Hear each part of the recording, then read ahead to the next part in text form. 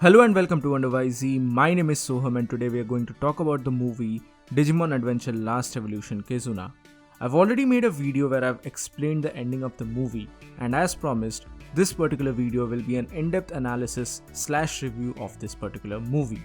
Anyway, if you're new here, then please consider subscribing to the channel since I do weekly Digimon related content. With that being said, let's begin.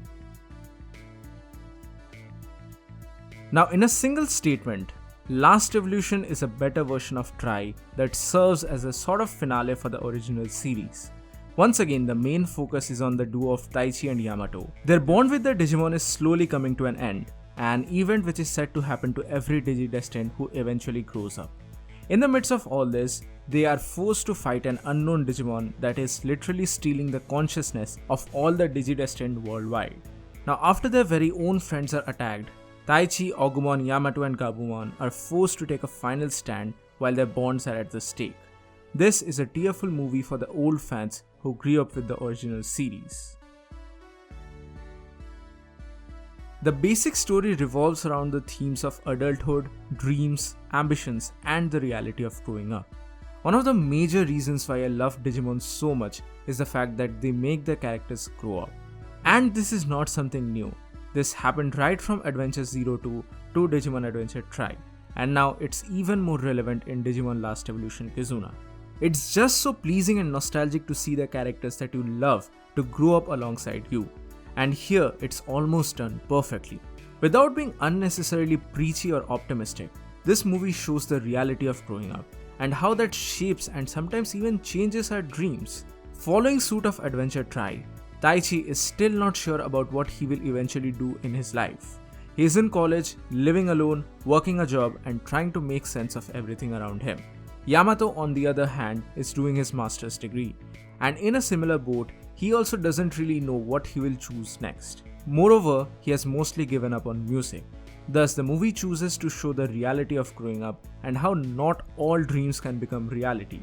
But at the very same time, it's just so refreshing and satisfying to see Taichi and Yamato chilling out like best buds and having a beer after a hard day. This is something you'll not see in a typical shonen series, but here this is a movie that fully takes advantage of the fact that these guys are adults now, and that directly impacts their lives as a Digidestined as well. This movie also deals with the themes of growing out of your dreams and facing the realities of life. This was especially the case with Yamato and his music life. But it's certainly not sad and gloomy throughout. The movie, despite its depressing ending, tries to give the message that growth and progress is inevitable and it is a really important part of our lives. And you have to move forward no matter what the cost is. And lastly, there were some really clever scenes of comedy as well, like when Agumon finds out Taichi's entertainment stash. That was literally amazing. Now let's talk about the characters for a moment here. Set 5 years after the events of Digimon Adventure Try, our heroes have grown considerably, and I really like the character designs of the characters, including the 02 kids. I'll talk about the 02 kids in a section later on, but the main cast has really moved on with their lives. But alas, not all of them have equal screen time in this movie. This is essentially a Taichi and Yamato movie, along with some necessary additions of Koshiro. TK and Hikari are present in the opening, while Mimi and Joe are present for some scenes throughout the middle of the movie. But that being said, Sora is totally absent from the actions of this movie. She has essentially given up her role as a Digidestined and has decided not to fight. This was an incredibly pathetic decision in my opinion. And before you say anything else, yes, I have seen a shot on YouTube where she is doing her flower ceremony thing, and her character motivations are made clear here that she'll not fight anymore. I understand all that. I even understand that this fits perfectly with the central theme of the movie, that people grow up from their childhood self and that change is inevitable. I understand all that nuances very well, but everything has a perspective. I understand that Sora doesn't want to fight anymore, fair enough, but when she's seeing that things are getting so wild that Digidestined all over the world are going down one by one, wouldn't it be better for her to take one last stand for the sake of her friends, or even for the sake of Biyomon, or even herself? I don't know about you guys, but this didn't feel good at all. This was like very much forced to me. Now this is one aspect of the movie which I genuinely quite enjoyed. Unlike Try, the 02 cast is a part of this movie and quite interestingly make more appearances than some of the original cast members of the show. Moreover, I would like to give an unpopular opinion here. A lot of people have said in the reviews that the inclusion of the 02 cast in the movie is just for the sake of publicity without being of any actual substance. I highly disagree with this. I feel like they do add a layer of reality to the movie. Daisuke and gang are in the US and they're contacted by Yamato of all people to find out about the background of Menoa. I think this was a really good way to add them in the short span of the story to show how vast the real world was. Thus, all in all, I was really happy to see them along with the short fight scene in Act 3. Now, Menoa is unfortunately a very generic and weak character. She's basically a better version of Himekawa from Try, and a very similar story path is followed where she was a prior Digidestined who lost her Digimon due to certain circumstances. Only this time, she longs to be back with her old partner and thus creates an artificial Digimon in her memory. And that begins her deranged dream of locking everyone in their childhood memories. She is pretty much a cookie cutter villain, someone who poses as an ally in the beginning only to later on become the villain at the very end because of something tragic that happened in her past. I really cannot say anything more about her because there's not a lot to say about her. And yeah, she's supposed to be super smart. That's it. That's pretty much it. Now, since the movie is quote-unquote the finale to the original series, hence there are numerous different references to Adventure Season 1, Adventure 02, the 02 epilogue, and all the other adventure-related Digimon movies. To name a few, the first Parrotmon fight and Taichi blowing the whistle are an homage to the original Digimon Adventure movie. Then the initial Omnimon fight and various other computer scenes are an homage to our war game.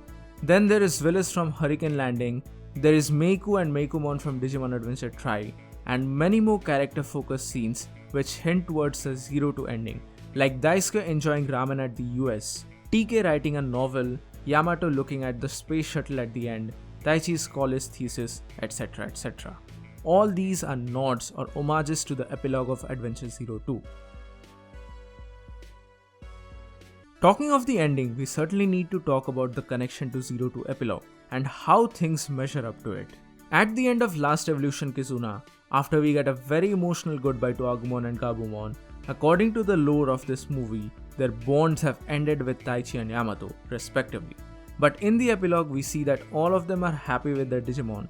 They are married, they have kids, and even their kids have their very own Digimon too. At first, this really doesn't seem in line with the story that was told, and on surface level, this indeed felt like a plot hole or a retcon.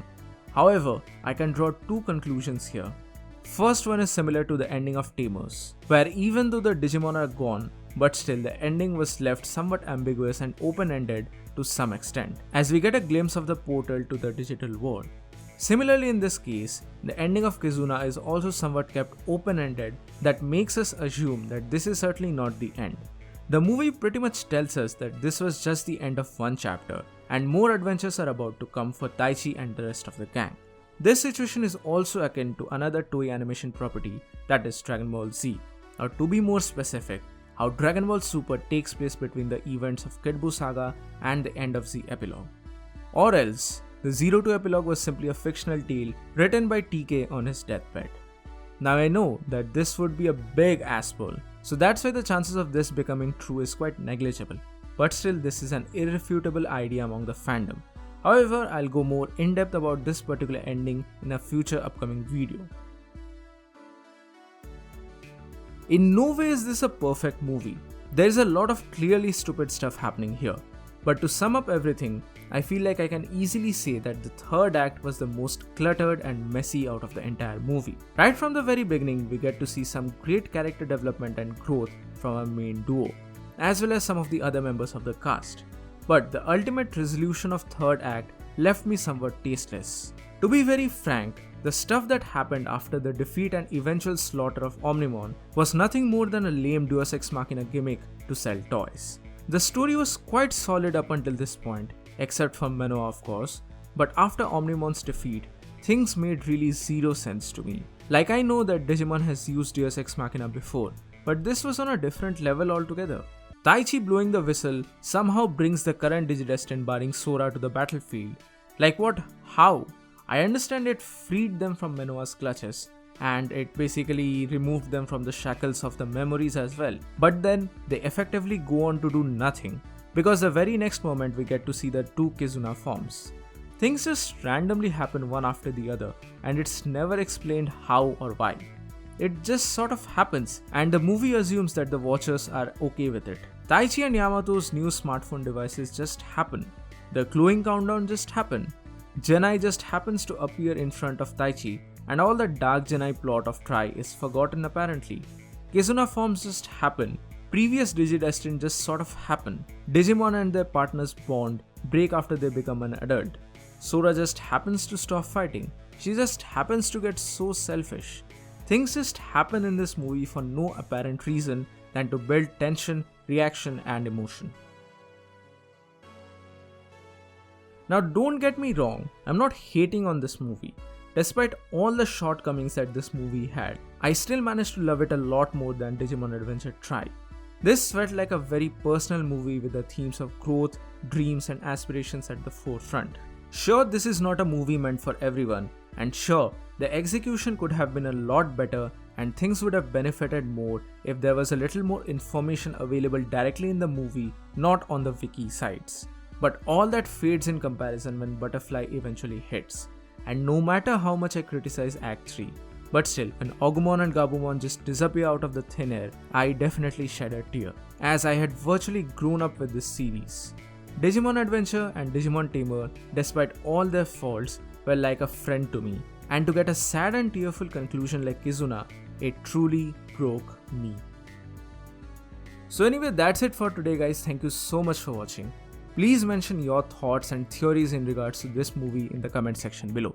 Give this video a thumbs up if you liked it, share it with your friends and subscribe to the channel for more. This is WhyZ and I'll see you soon in the next video.